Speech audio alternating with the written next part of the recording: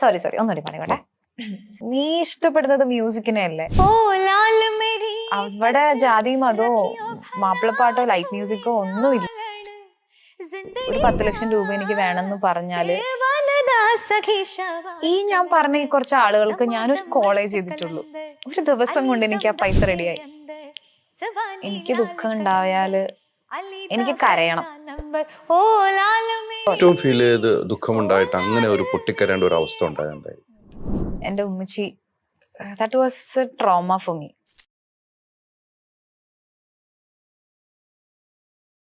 നിങ്ങളുടെ designer home എന്ന സ്വപ്നം യാഥാർത്ഥ്യമാക്കുന്നു. Sand builders, designed by concepts. Reality ഷോയിൽ നിന്നാണ് ഒത്തിരി ആളുകൾ നമ്മൾ തിരിച്ചറിഞ്ഞു തുടങ്ങി അല്ലേ?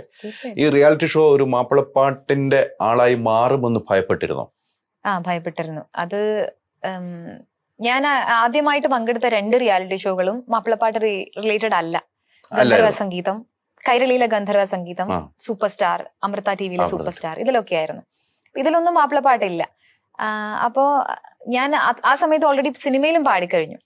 അപ്പൊ അങ്ങനെയുള്ള സമയത്താണ് ഈ ഇങ്ങനെ ഒരു റിയാലിറ്റി ഷോയിലേക്ക് എനിക്കൊരു വിളി വരുന്നത്. വിളിന്നല്ല, ഓഡീഷന് താല്പര്യം ഉണ്ടോ എന്ന് ചോദിച്ചിട്ട് ഇങ്ങനെ വിളിക്കുന്നത്. അപ്പം എനിക്ക് ഭയങ്കര ഇഷ്ടമുണ്ട് പോവാന്. ബേസിക്കലി മാപ്പിളപ്പാട്ടിനോടുള്ള ഒരു ഇഷ്ടം ഉള്ളിൽ എപ്പോഴും ഉണ്ട്, ചെറുപ്പം മുതലേ അതിനോടുള്ള ഒരു അടുപ്പം കൊണ്ട്. അപ്പം ഭയങ്കര താല്പര്യമുണ്ട്, പക്ഷെ പോവാനൊരു പേടിയും ഉണ്ടായിരുന്നു. അതായത് ഈ മാപ്പിളപ്പാട്ടുകാരി എന്നൊരു ടാഗ് തലയിൽ വന്നു കഴിഞ്ഞാൽ പിന്നെ എന്റെ സിനിമാ ഗാനങ്ങളെ അത് തടഞ്ഞു പോവോ എന്നൊരു പേടി ഉണ്ടായിരുന്നു.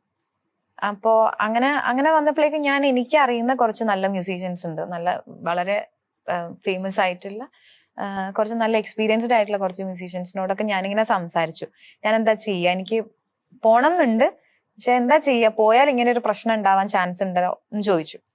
അപ്പം ചിലര് പറഞ്ഞു നെഗറ്റീവായിട്ട് പറഞ്ഞു, ചിലര് പോസിറ്റീവായിട്ട് പറഞ്ഞു. പക്ഷെ എനിക്ക് വളരെ അടുത്ത ഒരാള് എന്നോട് പറഞ്ഞത്, നീ ഇഷ്ടപ്പെടുന്നത് മ്യൂസിക്കിനെ അല്ലേ? അവിടെ ജാതി മതോ മാപ്പിളപ്പാട്ടോ ലൈറ്റ് മ്യൂസിക്കോ ഒന്നും ഇല്ലാലോ, അപ്പൊ നിനക്ക് അത് ചെയ്തുകൂടെന്ന് ചോദിച്ചു. അപ്പൊ ഞാൻ പറഞ്ഞു ശരിയാണ്, ഞാൻ ചെയ്യാം, എനിക്ക് ചെയ്യണം എന്ന് പറഞ്ഞു. അങ്ങനെയാണ് ആദ്യമായിട്ട് അങ്ങനത്തെ ഒരു റിയാലിറ്റി ഷോയിലേക്ക് പോകുന്നത്.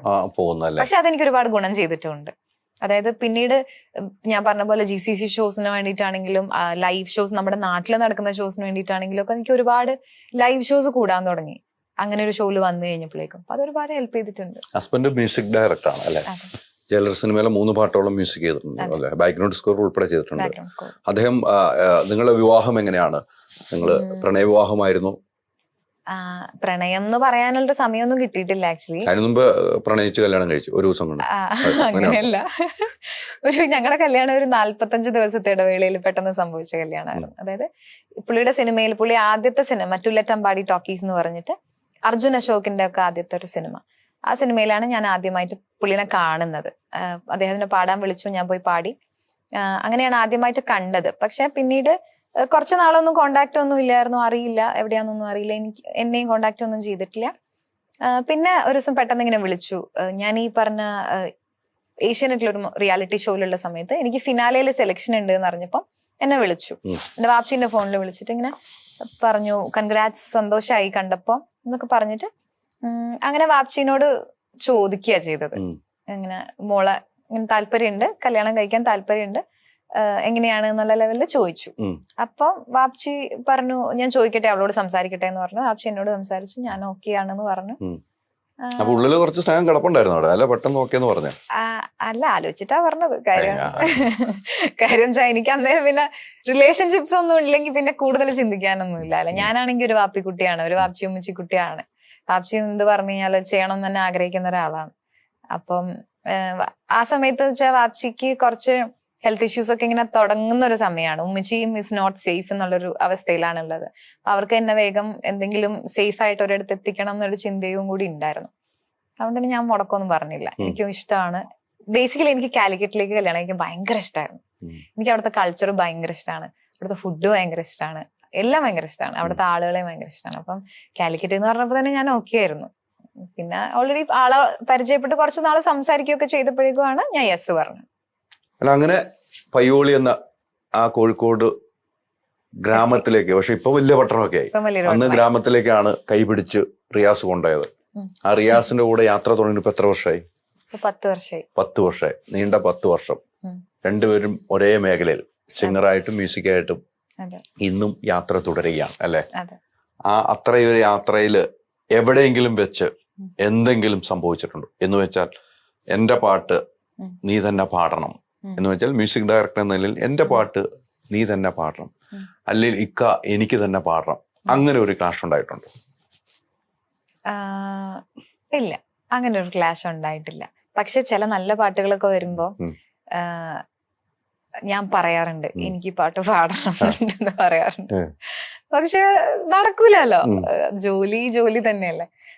കാര്യം ഓൾറെഡി ഇപ്പം അങ്ങനെ ഒരു പാട്ടുകൾ വരുന്ന സമയത്ത് മിക്കവാറും ഒക്കെ പ്രൊഡ്യൂസേഴ്സ് കാസ്റ്റഡ് ആയിട്ടായിരിക്കും കൊണ്ടു തരുന്നുണ്ടാകുക, അല്ലെങ്കിൽ ഇന്ന ആള് പാടിയാൽ കൊള്ളാം എന്ന് പറഞ്ഞിട്ടായിരിക്കും. ചിലപ്പോ ഞങ്ങളെ രണ്ടുപേരെ അറിയുന്ന ആരെങ്കിലും ഒക്കെ ആയിരിക്കും. അങ്ങനെയാണെങ്കിൽ ചിലപ്പോ പറയും വിജയനെ കൊണ്ട് ചെയ്യിച്ചാൽ മതി. പിന്നെ എന്തൊക്കെ പറഞ്ഞാൽ ഈ പാട്ടൊക്കെ എനിക്ക് ആഗ്രഹം തോന്നുന്നുണ്ടെങ്കിലും എല്ലാ പാട്ടിന്റെയും ട്രാക്ക് ഞാൻ തന്നെയാണ് പാടാറ്. അപ്പം അതായത് ഇക്കാന്റെ അടുത്ത് ഇങ്ങനെ ഒരു മെറ്റീരിയൽ ഉണ്ടല്ലോ, നമുക്ക് ട്രാക്ക് പാടാൻ എന്തായാലും അങ്ങനെ ഒരു സമാധാനം ഉണ്ട് നമുക്ക്, അങ്ങനെ ഒരു ആശ്വാസം ഉണ്ട്. അപ്പം അങ്ങനെ പാടി കഴിയുമ്പോ എന്താ വെച്ചാൽ എന്തായാലും ഓൾറെഡി ഞാൻ ഒരു തവണ പാടിയല്ലോ, പിന്നെ ഒരാൾ വേറെ പാടുന്നോണ്ട് എനിക്ക് പ്രശ്നമൊന്നുമില്ലല്ലോ. അത് നമുക്ക് കേൾക്കുകയും ചെയ്യാമല്ലോ, പുറത്തു വന്നില്ല എന്നുള്ളൂ. നമ്മൾ ആദ്യം പാടിയിരിക്കും, അതിന് മാറ്റമൊന്നുമില്ല അല്ലെ. ഈ സിനിമ എന്ന് പറഞ്ഞാൽ വലിയ ഇതാണ് അല്ലെ, അവിടെ കയറിപ്പറ്റുക വെച്ചാൽ വലുതാണ്. അവിടെ ഉണ്ടാവുന്ന പല പാരകളും ഉണ്ടാവും സിനിമാ മേഖല, ഇല്ല എന്ന് പറഞ്ഞാൽ ഞാൻ വിശ്വസിക്കുന്നില്ല അല്ലെ. അത്തരം ഒരു വീഴ്ച സംഭവിച്ചിട്ടുണ്ട് സിനിമയിൽ? ഒരു ഗായിക എന്നതിൽ ഒരു വീഴ്ച വല്ലതും സംഭവിച്ചിട്ടുണ്ട്? വീഴ്ച എന്ന് പറഞ്ഞാൽ അതായത് ഇതൊരു കോമ്പറ്റീഷൻ ഏരിയ ആയതുകൊണ്ട് തന്നെ പിടിച്ചു നിൽക്കാൻ ബുദ്ധിമുട്ടിയിട്ടുണ്ടെന്ന് വേണമെങ്കിൽ പറയാം. അതായത് ഇപ്പൊ ഈ പറഞ്ഞ പോലെ തന്നെ സാർ ചോദിച്ചല്ലോ, ചാൻസ് ചോദിച്ചു പോയിട്ടുണ്ടോന്ന്. നമുക്ക് ചാൻസ് ചോദിക്കാനേ പറ്റുള്ളൂ. തരിക എന്നുള്ളത് അവരുടെ സമയവും അവരുടെ സാഹചര്യവും എല്ലാം അപേക്ഷിച്ചിരിക്കുകയല്ലോ. അപ്പോൾ അങ്ങനെ കുറച്ചൊരു ഗ്യാപ്പൊക്കെ വരുമ്പോഴേക്കും അത് വലിയ പ്രശ്നമാണ്. അതായത് പ്ലേ ബാക്ക് സിംഗർ എന്ന ലേബിൾ കിട്ടിയിട്ട് മെയിൻറ്റെയിൻ ചെയ്യാനായിട്ട് ഒന്നും തന്നെ നമ്മുടെ കയ്യിലില്ല, അല്ലെങ്കിൽ ഒന്നും തന്നെ സംഭവിക്കുന്നില്ല എന്നറിയുന്ന സമയത്ത് മറ്റുള്ളവരോട് ഉത്തരം പറയാനില്ല. ചോദിക്കും, എല്ലാവരും ചോദിക്കും ഏതാ പുതിയ പാട്ട് എന്നിങ്ങനെ ഡെഫിനറ്റ്ലി ചോദിക്കും. അങ്ങനെ കുറെ ഒരു ചോദ്യത്തിന് സമാധാനമായിട്ടാണ് കുറച്ച് കഴിഞ്ഞ വർഷം ജയിലർ ഇറങ്ങിയത്. അപ്പം എനിക്ക് 1, 2, 3 പാട്ടുകൾ അതിൽ പാടാൻ പറ്റി. അതും വളരെ നല്ല ടി ജയചന്ദ്രൻ സാറിന്റെ കൂടെ, ബിജിപാൽ സാറിന്റെ കൂടെ, ഇവരുടെയൊക്കെ കൂടെ പാടാൻ പറ്റി. അപ്പം പക്ഷെ എങ്കിൽ പോലും ഈ ഇൻ ബിറ്റ്വീൻ ഈ ഒരു ഗ്യാപ്പ് ഉണ്ടല്ലോ, അത് കുറച്ച് ബുദ്ധിമുട്ടുള്ള ഒരു സമയമായിരുന്നു. അതായിരുന്നു എനിക്ക് തോന്നിയിട്ടില്ല എന്റെ ഒരു കരിയറിലൊരു വീഴ്ച എന്നല്ല. അതിപ്പോ നമ്മൾ മനഃപൂർവ്വം ചെയ്യുന്ന ഒരു കാര്യമല്ല, സംഭവിക്കാത്തത് കൊണ്ട് അല്ലെങ്കിൽ പാട്ടുകൾ വരാത്തത് കൊണ്ട് മാത്രം സംഭവിച്ച ഒരു ഗ്യാപ്പ്. എന്തുകൊണ്ട് വിളിച്ചില്ല എന്ന് ചിന്തിച്ചോ? എന്നെ എന്തുകൊണ്ട് വിളിക്കുന്നില്ല ഇവർ? ആദ്യം എനിക്ക് തോന്നി മേ ബി എന്റെ PR വർക്ക്സിന്റെ കുറവ് ആയിരിക്കാം. കാര്യം ഇക്ക ഇതേപോലെ തന്നെ ഒരു ഫീൽഡിൽ ഉള്ളത് കൊണ്ട് തന്നെ ഇക്കാക്ക് ഒരിക്കലും അങ്ങനെ മ്യൂസിക് ഡയറക്ടേഴ്സിന്റെ അടുത്ത് പോയി ചോദിക്കാൻ പറ്റില്ല. ഇക്കായും അതേപോലെ തന്നെ ഒരാളല്ലേ. അപ്പം പക്ഷെ എന്നോട് പറഞ്ഞാൽ ഞാനോട് ചെയ്യാറുണ്ടായിരുന്നില്ല. ഞാൻ അതിലേക്ക് ഇറങ്ങിയിട്ട് ഇപ്പൊ വളരെ കുറച്ച് സമയമായിട്ടുള്ളൂ. പക്ഷെ അപ്പോ അതിനുള്ള ഡിഫറൻസ് വന്നിട്ടുമുണ്ട്. ഞാനായിട്ട് ശ്രമിച്ചു തുടങ്ങിയപ്പോഴേക്കും അതിനനുസരിച്ച് പാട്ടുകൾ വരുന്നുണ്ട്. അപ്പം ഇന്നത്തെ കാലത്ത് PR വർക്ക്സ് അത്ര ഇമ്പോർട്ടന്റ് ആണെന്നുള്ളത് ഞാൻ റിയലൈസ് ചെയ്യാൻ വൈകി എന്നുള്ളത് മാത്രമേ അതിനൊരു കാരണം കണ്ടിട്ടുള്ളൂ. ഒരു വീഴ്ച ഉണ്ടായപ്പോൾ ഒന്ന് കൈപിടിച്ച് ഉയർത്തിയ ഒരാളുടെ പേര് പറഞ്ഞാൽ ആരെ പറയും? ഒരുപാട് പേരുണ്ട്, പറഞ്ഞേ മതിയാവുള്ളൂ എനിക്ക്. അതിപ്പം ഒന്ന് എൻ്റെ ഇക്ക തന്നെ ഫസ്റ്റ്, പിന്നെ എൻ്റെ പേരൻസ്. അതിനല്ലാതെ ഇവരാരെയും പേര് ഞാൻ പറയേണ്ട ആവശ്യമില്ല, വാപ്ചിൻ്റെയും ഉമ്മച്ചിൻ്റെയും പേര് പറയേണ്ട ആവശ്യമില്ല. പക്ഷെ അല്ലാതെ ഒരുപാട് NRIസും അല്ലെങ്കിൽ നമ്മുടെ നാട്ടിലെ കുറച്ച് പ്രമുഖമായിട്ടുള്ള മനുഷ്യരും അല്ലെങ്കിൽ കുറച്ച് നല്ല ആർട്ടിസ്റ്റുകളും ഒക്കെ എന്നെ ഒരുപാട് ഹെൽപ്പ് ചെയ്തിട്ടുണ്ട്. അതായത് ഇപ്പൊ ഞാൻ ഈ ഫീൽഡിൽ വർക്ക് ചെയ്യുന്നുണ്ടെങ്കിൽ കൂടി എൻ്റെ ഫാമിലിയിൽ ഒരു പ്രശ്നം ഉണ്ടായി കഴിഞ്ഞാൽ, അല്ലെങ്കിൽ എൻ്റെ വീട്ടിൽ എൻ്റെ ഉമ്മച്ചിക്ക് ഒരു വയ്യാണ്ടായി കഴിഞ്ഞാൽ എനിക്ക് പെട്ടെന്ന് ആവശ്യം വരികയാണ്. ഒരു 10 ലക്ഷം രൂപ എനിക്ക് വേണമെന്ന് തോന്നിക്കഴിഞ്ഞാൽ ഞാൻ തന്നെ എനിക്ക് തന്നെ വിശ്വസിക്കാൻ പറ്റിയിട്ടില്ല. ഞാൻ ബോംബെയിലുള്ള സമയത്ത് എൻ്റെ ഉമ്മയ്ക്ക് പെട്ടെന്ന് കൈയിൻ്റെ ഇവിടെ, ഷീസ് എ ക്യാൻസർ പേഷ്യന്റ്, അപ്പം പെട്ടെന്നൊരു ഇഞ്ചുറി ഉണ്ടായിട്ട് ഓപ്പറേഷൻ വേണമെന്ന് പറഞ്ഞു. അവർ പറഞ്ഞത് പാലക്കാട് ഒരു ഹോസ്പിറ്റലായിരുന്നു. അവർ പറഞ്ഞത് 7.5 lakhs വേണം എന്നാ പറഞ്ഞത്. ഉടനെ ചെയ്യും വേണം. അസുഖം സ്പ്രെഡ് ആയിക്കൊണ്ടിരിക്കുകയാണ്, എന്തെങ്കിലും ചെയ്ത് അത് പെട്ടെന്ന് നിർത്തണം. എന്റെ മുന്നിൽ ഒരു വഴിയുമില്ല. ബിക്കോസ് ഞാൻ ബോംബെയിലാണുള്ളത്. ZTVന്റെ ഷോന് വേണ്ടിയിട്ട് ഞാൻ അവിടെ, പാൻഡമിക് ടൈമാണ്, ഞാൻ അവിടെ സ്റ്റക്കാണ്. എനിക്ക് നാട്ടിലോട്ടും കൂടി വരാൻ പറ്റില്ല. പക്ഷെ ഞാൻ പറഞ്ഞ ഈ കുറച്ച് ആളുകൾക്ക് ഞാനൊരു കോളേജ് ചെയ്തിട്ടുള്ളൂ. ഒരു ദിവസം കൊണ്ട് എനിക്ക് ആ പൈസ റെഡിയായി. അതെനിക്ക് തോന്നുന്നു അത് ഒരു ആർട്ടിസ്റ്റ് ആയതുകൊണ്ട് മാത്രം എനിക്ക് കിട്ടിയതാണ്. എന്നെ ദൈവം ഒരു കലാകാരിയായിട്ട് സൃഷ്ടിച്ചത് കൊണ്ട് മാത്രം എനിക്ക് കിട്ടിയ കുറച്ച് നല്ല ബന്ധങ്ങളും ആ ബന്ധങ്ങൾ കൊണ്ട് എനിക്ക് കിട്ടിയ കുറച്ച് സഹായങ്ങളുമാണ്. അല്ലെങ്കിൽ ഒരുപക്ഷെ എൻ്റെ ഉമ്മീനെ എനിക്കിപ്പോ ഇതേപോലെ കാണാൻ പറ്റില്ല. എൻ്റെ ഉമ്മച്ചി എന്ന് പറഞ്ഞു കഴിഞ്ഞാല് ഞാൻ ചെറുപ്പം മുതലേ കാണുന്നത് എൻ്റെ ഉമ്മച്ചി is not physically fit person ആണ്. ചെറുപ്പം മുതലേ എനിക്ക് ഒരുപാട് അസുഖങ്ങളുണ്ട് ഞാൻ കാണുമ്പോൾ എൻ്റെ ഓർമ്മയിൽ എപ്പോഴും. പക്ഷെ ആ ഉമ്മച്ചിക്ക് അങ്ങനെ ഒരു അവസ്ഥ വന്നപ്പോൾ അവിടെ ആകെ ഉള്ളത് ഞാനേ ഉള്ളൂ. ഞാൻ മാത്രമേ ഏൺ ചെയ്യുന്നുള്ളൂ. എൻ്റെ താത്ത ഇസ് നോട്ട് വർക്കിംഗ്. എനിക്കൊരു ബ്രദർ ഇല്ല. അവിടെ ഞാൻ മാത്രമേ ഉള്ളൂ എൻ്റെ വാപ്ചിക്ക് ഒരു സ്റ്റേൺ ആയിട്ടുള്ള ഒരാളെന്ന് പറയാൻ. അപ്പൊ എനിക്ക് എന്തെങ്കിലും ചെയ്യാൻ പറ്റിയില്ലെങ്കിൽ പിന്നെ ഞാൻ ഉണ്ടായിട്ട് കാര്യമില്ല. പക്ഷെ അതെനിക്ക് പറ്റിയത് ഇങ്ങനെ കുറെ ആളുകളുടെ സഹായം കൊണ്ട് തന്നെയാണ്. ഞാൻ ഡെഫിനറ്റ്ലി പേരെടുത്ത് പറയണം. നിങ്ങൾക്കൊക്കെ അറിയായിരിക്കും, യഹിയ തളങ്കര പറഞ്ഞൊരാള് അറിയാലോ. പിന്നെ മുഹമ്മദ് ക, NK മുഹമ്മദ് ക, അങ്ങനെ ഒരുപാട് പേര്. അങ്ങനെ അവരുടെ ഒക്കെ സപ്പോർട്ട് കൊണ്ടാണ് ഇപ്പം ഞാൻ ഈ ഒരു സന്തോഷം അനുഭവിക്കുന്നുണ്ടെങ്കിൽ അതിനൊക്കെ ഇവരൊക്കെ കാരണക്കാരാണ്. പിന്നെ AK എന്ന് പറയും, അങ്ങാടിക്കടവത്ത് എന്ന് പറയുന്ന ഒരു പയ്യോളി അങ്ങാടിയുള്ള ഒരു പുള്ളിയുണ്ട്. അദ്ദേഹം വലിയൊരു ബിസിനസ് മാൻ ആണ് GCC-ല്. അങ്ങനെ കുറെ പേരുണ്ട്. കോവിഡ് സമയത്തൊന്നും ഭയപ്പെട്ടിരുന്നു ഇനി എങ്ങനെ മുന്നോട്ടെന്നുള്ള? ഭയപ്പെട്ടിരുന്നോന്ന് ചോദിച്ചാല് എല്ലാ കലാകാരന്മാരും ഭയപ്പെട്ടതുപോലെ ഞാൻ ഭയപ്പെട്ടിട്ടില്ല. കാരണം എന്താന്ന് വെച്ചാല് ആ സമയത്ത് എനിക്ക് വന്ന 2 കാര്യങ്ങളാണ്. ഒന്ന് സിനിമ, റിയാസ് കാക്ക് ജയിലർ എന്ന സിനിമ വന്നു. അപ്പൊ എനിക്കറിയാം ഓൾറെഡി അതിലൊരു പാട്ട് എനിക്കുണ്ട് എന്നുള്ളതൊക്കെ ഓൾറെഡി എന്നോട് പറഞ്ഞു. മാത്രമല്ല ഞങ്ങളുടെ ലൈഫ് ഒന്ന് സേഫ് ആവും ആ ഒരു ടൈമിൽ. ഒരു സിനിമ വന്നു കഴിഞ്ഞാൽ ഡെഫിനറ്റ്ലി അറിയാലോ സർ, ഇക്കാക്ക് ഒരു ഏർണിങ്സ് ഉണ്ടായി കഴിഞ്ഞാൽ ഡെഫിനറ്റ്ലി ഞങ്ങളും സേഫാണ്. മാത്രമല്ല ആ സമയത്താണ് ZTV-ലെ സ്വർണ്ണസ്വർ ഭാരത് എന്നൊരു ഷോ. അപ്പൊ സിംപിളി എന്നെ എല്ലാവരും TV-ൽ കണ്ടുകൊണ്ടിരിക്കുന്നതുകൊണ്ട് എനിക്ക് ഏർണിങ്സ് വരുന്നുമുണ്ട്. വളരെ ചെറുതായാലും വലുതായാലും എനിക്കൊരു ഏർണിങ്സ് ഉണ്ട്. ഞാൻ അവിടെ പട്ടിണി ആയിട്ടില്ല. അതുകൊണ്ട് തന്നെ എല്ലാ കലാകാരന്മാരും ബുദ്ധിമുട്ടിയ ഒരു സമയത്ത് എനിക്ക് അങ്ങനെ ഒരു ബുദ്ധിമുട്ട് ഉണ്ടായിട്ടില്ലായിരുന്നു. പക്ഷെ അതിന് തൊട്ട് മുൻപും ഇങ്ങനെ ഇതുപോലെ ഒരു പാൻഡമിക് ആവുന്നതിന് തൊട്ട് മുൻപ് നമ്മൾ ദൈവം സഹായിച്ച് എന്തോ ഒരു തോന്നല് തോന്നിക്ക ചെറിയൊരു ബിസിനസ് ഒക്കെ സ്റ്റാർട്ട് ചെയ്തു. അപ്പോൾ സിനിമകളൊന്നും ഇല്ലാതിരുന്നൊരു സമയത്ത്, അതിന് മുൻപേ ഉള്ള സമയത്ത്. അപ്പോൾ ബിസിനസ് ഒക്കെ സ്റ്റാർട്ട് ചെയ്തുകൊണ്ട് നമ്മൾ സേഫ് ആയി. ഓൾറെഡി കുറച്ച് നാൾ അങ്ങനെ അങ്ങ് പോയി, ഒരു ബുദ്ധിമുട്ടൊന്നും ഇല്ലാണ്ട്. കോവിഡ് ടൈമിലും അല്ലാത്ത സമയത്തും ഒക്കെ കുഴപ്പമില്ലാണ്ട് അങ്ങ് സേഫ് ആയി. നമുക്ക് ദുഃഖങ്ങൾ ഉണ്ടാകാം, സന്തോഷങ്ങളുണ്ടാകും. റിയക്കുണ്ടാവും ദുഃഖം ഉണ്ടാവുമ്പോൾ എന്താണ് ചെയ്യുക? എനിക്ക് ദുഃഖം ഉണ്ടായാല് എനിക്ക് കരയണം. ഞാൻ കരയും.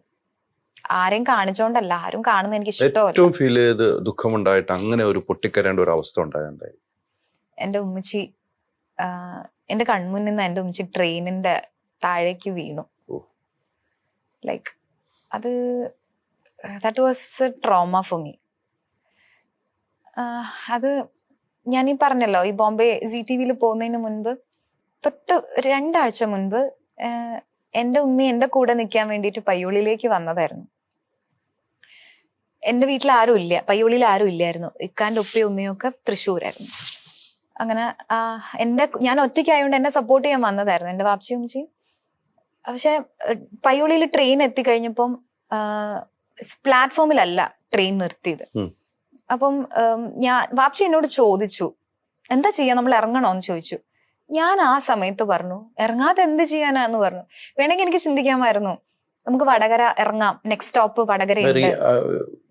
അതിനകത്തുണ്ടോ, ട്രെയിനിലുണ്ടോ? ഞാനും ഉണ്ട്, എന്റെ മക്കളും ഉണ്ട്. അങ്ങനെ അപ്പൊ ഞാൻ പറഞ്ഞു ഇറങ്ങാതെ എന്ത് ചെയ്യാനാ, പക്ഷെ 1 മിനിറ്റേ അവിടെ സ്റ്റോപ്പുള്ളൂ. ഞാൻ അത് ചിന്തിച്ചില്ല. ഞാൻ വിചാരിച്ചു കുറച്ച് കഷ്ടപ്പെട്ടാലും ഇറക്കാമല്ലോ ഉമ്മീനെ എന്ന് വിചാരിച്ചു ഞാൻ. പക്ഷെ എന്താ സംഭവിച്ചു കഴിഞ്ഞാല് ഞാൻ ഇറങ്ങി, വാപ്ചി ഇറങ്ങി, മക്കൾ ഇറങ്ങി, ലഗേജ് ഇറങ്ങി. ഉമ്മീനെ ഞാനും വാപ്പി പിടിച്ചിറക്കാന്നാ കരുതിയത്. അതുകൊണ്ട് ഉമ്മീനെ ഏറ്റവും ലാസ്റ്റ് അവിടെ നിർത്തിയത്. പക്ഷെ ഞങ്ങളുടെ കണക്കൂട്ടിൽ തെറ്റിപ്പോയി. വണ്ടി എടുത്തു. ഉമ്മി പ്ലാറ്റ്ഫോമിൽ അല്ല എന്ന് പറയുമ്പോൾ തന്നെ മനസ്സിലാക്കാലോ സർ, സ്റ്റെപ്പിന്റെ പകുതിയിൽ ഉമ്മി ഇങ്ങനെ നിൽക്കുകയാണ്. She is not a fit person. ഉമ്മിക്ക് തിരിച്ചു കയറാൻ പറ്റില്ല, ഉമ്മിക്ക് പിടിക്കാതെ തിരിച്ചു കയറാൻ പറ്റില്ല, ഇറങ്ങാനും പറ്റില്ല. ആ ഒരു ടൈം എനിക്ക് ലൈഫിൽ മറക്കാൻ പറ്റില്ല. ഞാൻ ഇങ്ങനെ കാണുക ഉമ്മീനെ. ആൻഡ് വാപ്ചി പറഞ്ഞു ജാസ്മി ചാട് എന്ന് പറഞ്ഞു. കാര്യം ഉമ്മി അവിടെ നിന്ന അതൊന്നും ആയിരിക്കില്ല, ചാടുന്നതിനേക്കാളും നല്ലത് വേറെ കുറെ ഓപ്ഷൻ ഇല്ല അവിടെ.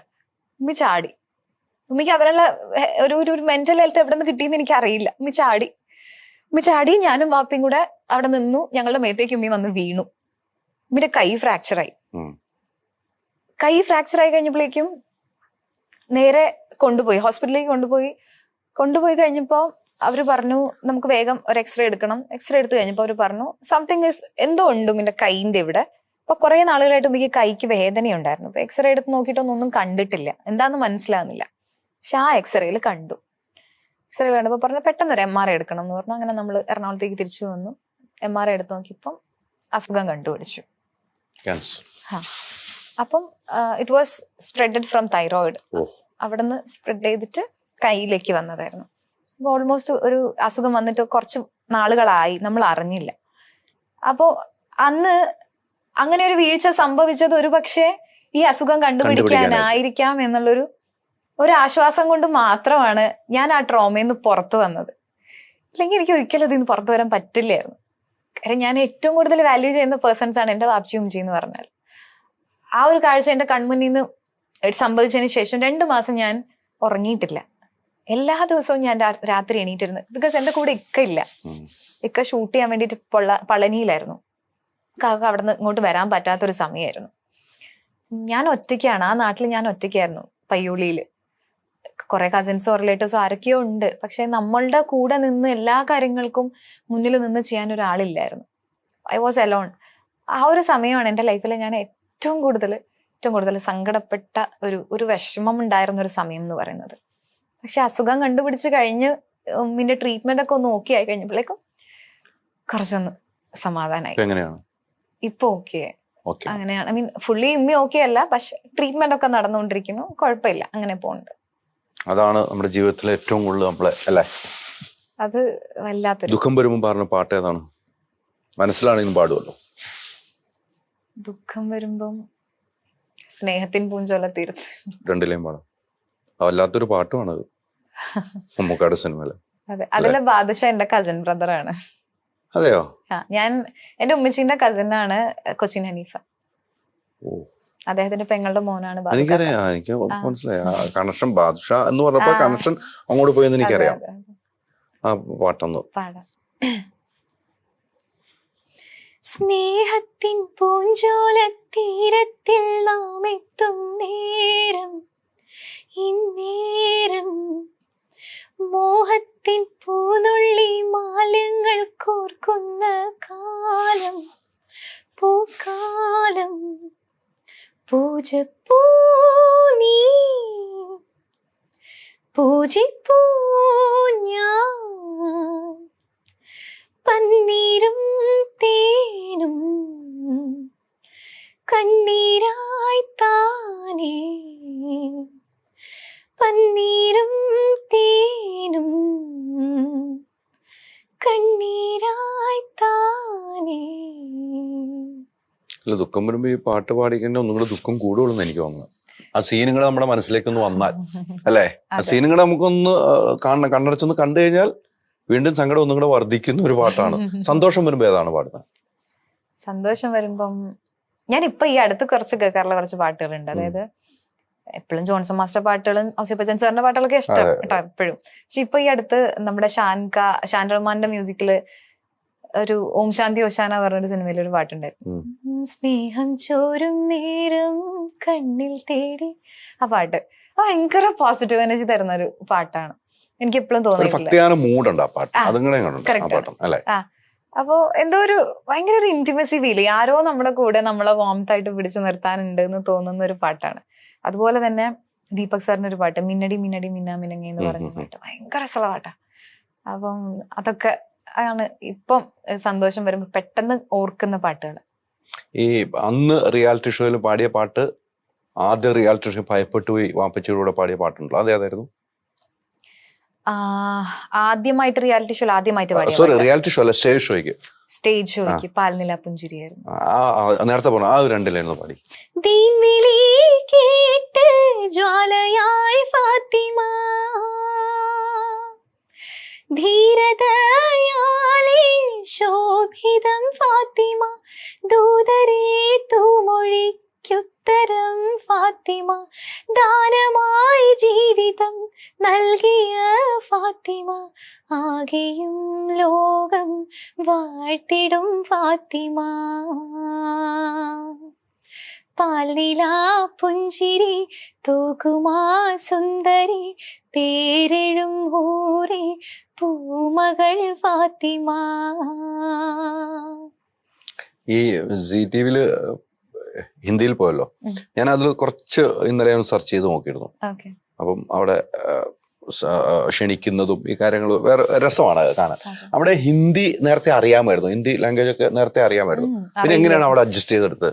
കേട്ടാൽ മനസ്സിലാവുമായിരുന്നു. പണ്ട് മുതൽ ഈ ഹിന്ദി സിനിമകളോ സീരിയലുകളോ ഒക്കെ കാണുമായിരുന്നു. ഹിന്ദി സീരിയൽ കാണുന്ന ഹിന്ദി മനസ്സിലാവുന്നുണ്ടായിരുന്നില്ല കേട്ടോ. ഡ്രസ്സൊക്കെ കാണാൻ ഭയങ്കര ഇഷ്ടമായിട്ട് കാണുമായിരുന്നു. പക്ഷെ അങ്ങനെ അവിടെ കേട്ട് പരിചയമുള്ളതുകൊണ്ട് അവിടെ ചെല്ലുമ്പോൾ ഹിന്ദി കേൾക്കുമ്പോൾ മനസ്സിലാകുന്നുണ്ട്. പക്ഷെ എനിക്ക് ഉത്തരം പറയാൻ അപ്പോഴും അറിയുന്നില്ലായിരുന്നു. പക്ഷെ പിന്നെ ഇംഗ്ലീഷിലൊക്കെ റെസ്പോണ്ട് ചെയ്യാൻ തുടങ്ങി. പക്ഷെ നമ്മൾ ഈ ഷോന്റെ ടൈം പറഞ്ഞിരുന്നത് ഒരു 3 months ഒക്കെ ആയിരുന്നു. പാൻഡമിക് ആയപ്പോഴേക്കും എക്സ്റ്റെൻഡ് ചെയ്ത് പോയി. നമ്മൾ കുറച്ച് നാളവിടെ വെറുതെ ഇരുന്നു. അപ്പൊ എനിക്കൊരു വോക്കൽ ക്ലാസ്സിനൊക്കെ പോകാനൊക്കെ പറ്റി ആ സമയം കൊണ്ട്. അപ്പൊ എന്താ സംഭവിച്ചാൽ ആ സമയത്ത് നമ്മൾ ഇന്ററാക്ട് ചെയ്ത് കുറച്ചൊക്കെ പഠിച്ചു. എങ്കിലും ഇപ്പോഴും എനിക്ക് ഫ്ലുവന്റ് ഒന്നും ആയിട്ടില്ല. അത്യാവശ്യം ചോദിച്ചാൽ എന്തെങ്കിലും മറുപടി പറയാൻ അറിയാൻ പറ്റില്ല, അത്രേ ഉള്ളൂ. അവിടെ പാടിയ ഭക്തി ഒരു സംഭവങ്ങളായിരുന്നല്ലോ, അതിൽ ഏറ്റവും ഇഷ്ടപ്പെട്ടതായിരുന്നു? അതിലെ ഏറ്റവും ആദ്യം ഞാൻ പാടിയൊരു പാട്ടുണ്ടായിരുന്നു, ഏ മാലിക് തെരേ ബന്ദേഹം എന്ന് പറഞ്ഞു. അത് ഞാൻ പ്രത്യേകം പറയണം, നമ്മുടെ NK മുഹമ്മദ് കാക്ക് ഭയങ്കര ഇഷ്ടമുള്ളൊരു പാട്ടാണ് ഈ പാട്ട്. മുഹമ്മദ് ഖാണ് എനിക്ക് ഈ പാട്ട് പറഞ്ഞത്, നല്ലൊരു പാട്ടാണ്, നീ ഇത് പഠിച്ചു പാടണം എന്ന് പറഞ്ഞിട്ട്. അപ്പം ആ പാട്ട് പാടാം. ഏ മാലിക് തെരേ ബന്ദേ ഹം, ऐसे हो हमारे करम,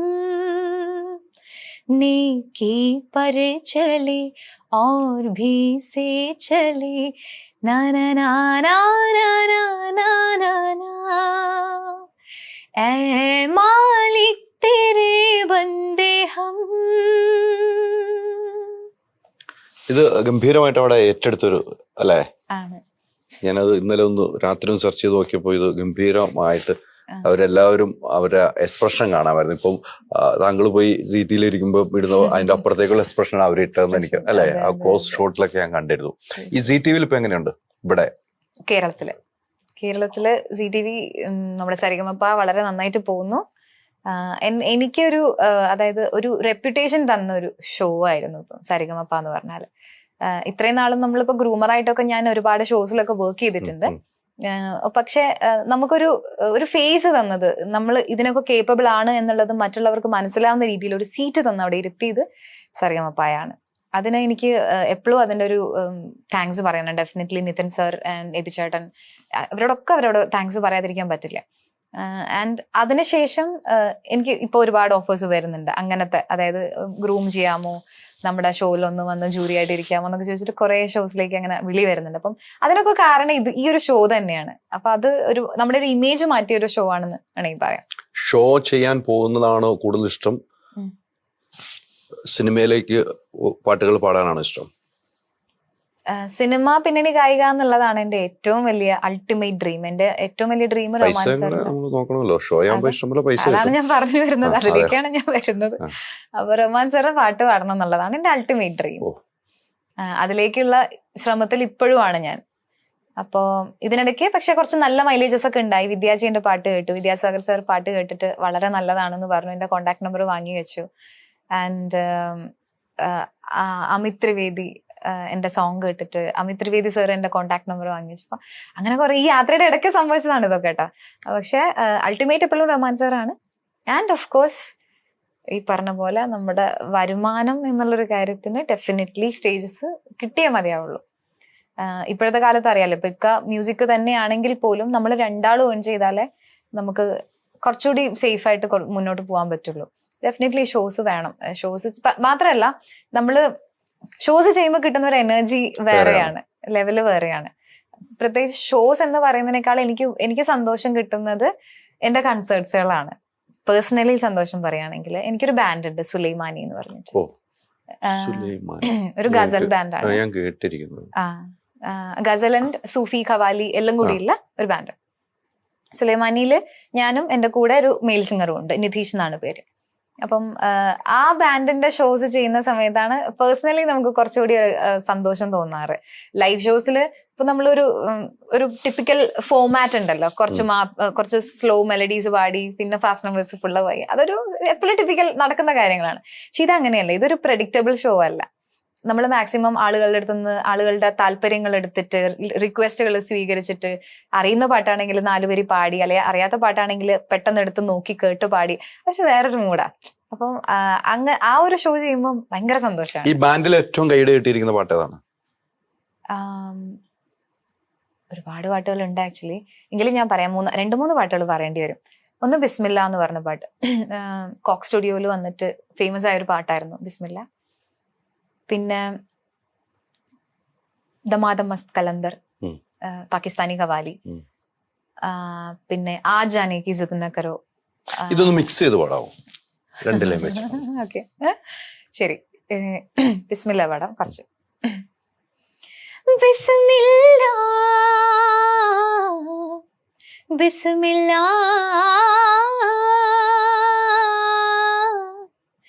ബിസ്മില്ല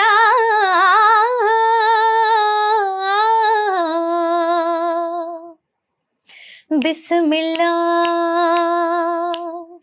ബിസ്മില്ലാ ബിസ്മില്ലാ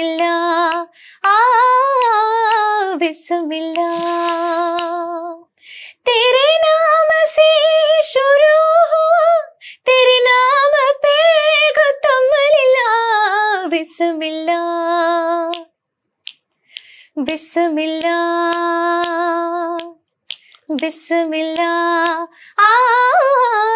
बिस्मिल्ला बिस्मिल्ला. And दमादम मस्त.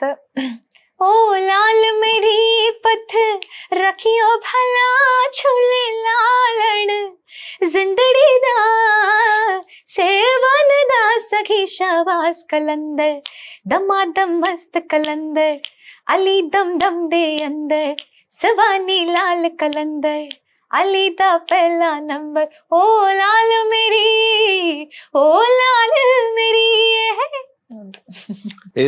ഇത് ഈ ബാൻഡിലാണ് ചേർത്ത് പോകുന്നത് നിങ്ങൾ കൂടുതൽ അല്ലേ? എങ്ങനെയുണ്ട് വർക്കൊക്കെ? എങ്ങനെയുണ്ട്? നല്ല രീതിയിൽ പോണു. ഏത് ഏരിയയിലാണ് കൂടുതൽ ബാൻഡ് വർക്ക് ചെയ്യുന്നത്? നമ്മള് കേരളത്തിൽ അത്യാവശ്യം നല്ല രീതിയിൽ തന്നെ അങ്ങോട്ടും ഇങ്ങോട്ടും നല്ല രീതിയിൽ ഷോസ് ചെയ്യുന്നുണ്ട്. പിന്നെ നമ്മുടെ ബാൻഡ് നമ്മൾ ലോഞ്ച് ചെയ്തത് ദുബായിലായിരുന്നു. ദുബായില് ക്രൗൺ പ്ലാസ ഹോട്ടലിൽ വെച്ചിട്ട് ഒരു പ്രൈവറ്റ് ഇവന്റ് വെച്ചിട്ടായിരുന്നു ലോഞ്ച് ചെയ്തത്. പക്ഷെ ആ സമയത്ത് എനിക്ക് തോന്നുന്നു എന്റെ കൂടെ ഈ മെയിൽ സിംഗർ ആയിരുന്നില്ല, നിതീഷ് ചേട്ടൻ ആയിരുന്നില്ല ഉണ്ടായിരുന്നത്. അപ്പം എനിക്കൊരു നിർബന്ധം ഉണ്ടായിരുന്നു, ഒരു നല്ല എസ്റ്റാബ്ലിഷ്ഡ് ആയിട്ടുള്ള ഒരു സിംഗർ എന്റെ കൂടെ അന്ന് അവിടെ ഇരിക്കണം എന്നുള്ളൊരു ആഗ്രഹം ഉണ്ടായിരുന്നു. അപ്പൊ ഞാൻ കുറെ ട്രൈ ചെയ്തു. ചില പ്ലേബാക്ക് സിംഗേഴ്സിന്റെ അടുത്ത് മുട്ടി നോക്കി, ചിലര് വില്ലിങ് ആയില്ല. അങ്ങനെ ഞാൻ വെറുതെ ഒന്ന് അൻവർ ഖാനോട് ചോദിച്ചപ്പം, അൻവർ സാദത്തിനോട് ചോദിച്ചപ്പോ അൻവർ ഖാ ഓക്കെ പറഞ്ഞു. അതിനെന്താടോ നമ്മൾ വരാലോ എന്ന് പറഞ്ഞിട്ട് അൻവർ ഖാ വന്ന് തുടങ്ങി തന്നു. പക്ഷെ അതിന് മുൻപ് നമ്മൾ നാട്ടിലൊക്കെ ചെയ്യാറുണ്ടായിരുന്നു. GCC ആദ്യത്തെ ഷോ ആയിരുന്നു. അങ്ങനെ അൻവർക്ക് വന്ന് തുടങ്ങി നിന്നപ്പം അതൊരു ഭയങ്കര സ്റ്റാർട്ടായിരുന്നു. ആൻഡ് അവിടെ നിന്ന് അങ്ങോട്ട് തിരിഞ്ഞു നോക്കേണ്ടി വന്നിട്ടില്ല. ഈ ഞാൻ നേരത്തെ വാപ്പച്ചിയുടെ ഓഡിയോ കാസ്റ്റിൽ നിന്ന് എനിക്ക് ഇഷ്ടപ്പെട്ട ഒരു പാട്ട് പറഞ്ഞിരുന്നു. അല്ല, അതാണ് നമ്മൾ രണ്ടുപേരും ചേർന്ന് പാടിയെന്ന് എനിക്ക് തോന്നുന്നു. ഞാനും വാപ്പച്ചിയുടെ ആ പാട്ടാണോ ആ കാസറ്റിൽ ഏറ്റവും ഇഷ്ടപ്പെട്ട പാട്ടെന്ന് പറഞ്ഞാൽ താങ്കൾക്ക് ഏറ്റവും ഇഷ്ടമായിരിക്കും വാപ്പച്ചി ഇറക്കിയ കാസറ്റിൽ? വാപ്ചിയുടെ എപ്പോഴും എന്റെ ഫേവറേറ്റ് ഈ പാട്ടാണ്, കിളിയേതിക്കൊരു പാടി. ഞാനും പറഞ്ഞത് തന്നെയാണ്. അതായത് ആ പാട്ടിന്റെ വരികളോടുള്ള ഒരു അടുപ്പമാണ് ബേസിക്കലി. വാപ്ചിയുടെ ഒത്തിരി കാസറ്റുകൾ ഹിറ്റ് ആയിട്ടുണ്ട് അല്ലെ? ഒത്തിരി കാസറ്റുകൾ. മനസകമിൽ അതൊക്കെ വാപ്ചി എന്താ പറയാ, വാപ്ചിയും കൂടി കോ പ്രൊഡ്യൂസർ ആയിട്ട് നിന്നിട്ടുള്ള പാട്ടുകളായിരുന്നു ആ പാട്ടൊക്കെ അല്ലെ? ആ സമയത്ത് അത് ഓരോ കല്യാണ വീടുകളിൽ ഞാനും പാടിക്കൊണ്ടിരിക്കുന്നു. ഇപ്പോഴും പാടുന്ന പാട്ടുകളാണല്ലോ അല്ലെ? അതെ അതെ അതെ, ഇപ്പോഴും പാടുന്ന പാട്ടുകൾ. അത് ഭയങ്കര ഹിറ്റാണ്. ഏത് കല്യാണ വീട്ടിലും, എനിക്കറിയാവുന്ന എല്ലാ കല്യാണ വീട്ടിലും ഈ പാട്ട് പാടാറുണ്ട് ആളുകൾ. നമ്മളിങ്ങനെ കല്യാണത്തിന് മുമ്പും ഇപ്പൊ ഒരു മുസ്ലിം കല്യാണ വീട് വേണമെന്ന് പോലുമില്ല ഈ പാട്ടൊക്കെ പാടാൻ. മലബാറിലേക്ക് പോയാൽ മതി, എല്ലാ വീടുകളിലും ഇതാണ്. ഹിന്ദു കല്യാണം ആയിക്കോട്ടെ, ക്രിസ്ത്യൻ മാരേജ് ആയിക്കോട്ടെ, എല്ലാത്തിനും ഇതൊക്കെ തന്നെയാണ്. ഇങ്ങനത്തെ പാട്ടുകളാണ്. ഈ പറഞ്ഞതുപോലെ തട്ടം നമ്മുടെ ഐഡന്റിറ്റി ആയി, എന്ത് വീഴ്ച വന്നാലും അത് തരണം ചെയ്ത് മുന്നോട്ട് പോകാനും നല്ല നല്ല സിനിമയ്ക്ക്, ഈ പറഞ്ഞ പോലെ നല്ല നല്ല സിനിമയ്ക്ക് പാട്ടുകൾ പാടാനുള്ള ഭാഗ്യം, ഒരു പിന്നണി ഗായിക എന്ന ലേബൽ കിട്ടുന്നത് നിലനിന്ന് പോകാനുമുള്ള ഭാഗ്യം ഉണ്ടാകട്ടെ. എനിക്ക് തോന്നുന്നു കുറെ കാര്യങ്ങൾ സംസാരിച്ചു എന്ന് തോന്നുന്നു. പക്ഷെ ഇവിടെ ഇപ്പോഴും എൻ്റെ ഒരു ചോദ്യം ബാക്കി നിൽക്കുന്നുണ്ട്. ഏതാണ് ആ ചാനൽ എന്നുള്ള ചോദ്യം ബാക്കി നിർത്തി തന്നെയാണ് ഞാൻ അവസാനിപ്പിക്കുന്നത്. എൻ്റെ ഒരു ചോദ്യചിഹ്നം എന്നും ഉണ്ടാവും. ആരാണ് അതവിടെ ഇരുന്നോട്ടെ. ഏതാണ് ഈ ചാനൽ എന്നോടൊപ്പം തന്നെ സത്യം മരിച്ച മണ്ണിലോട് ചേരട്ടെ. അത്രയ്ക്കും എന്ന് പറയാം. അങ്ങനെ തന്നെയാണ് സൂക്ഷിക്കുന്നത് അല്ലെ. ഇരുന്നോട്ടെ. നമ്മോടൊപ്പം തന്നെ പോട്ടെ എന്നാണ്. അതെ. അങ്ങനെ തന്നെ ആയിക്കോട്ടെ. എങ്കിലും അതെ. കുഴപ്പമില്ല, തട്ടം മാറ്റില്ല എന്നുള്ള തീരുമാനം അത് ഉറച്ചു തന്നെ നിൽക്കുക. അതെ. അത് നേരത്തെ പറഞ്ഞ പോലെ അതൊരു മതത്തിന്റെ ചിഹ്നമായിട്ടല്ല, ഒരു മുസ്ലിം ആയതുകൊണ്ടല്ല, എനിക്കൊരു മനുഷ്യന്റെ ധൈര്യമാണ്, ഒരു മനുഷ്യന്റെ സ്വാതന്ത്ര്യം. സ്വാതന്ത്ര്യമാണ്. അത്രയും അത് അങ്ങനെ തന്നെ തുടരുക. ഒത്തിരി സന്തോഷം. Thank you so much.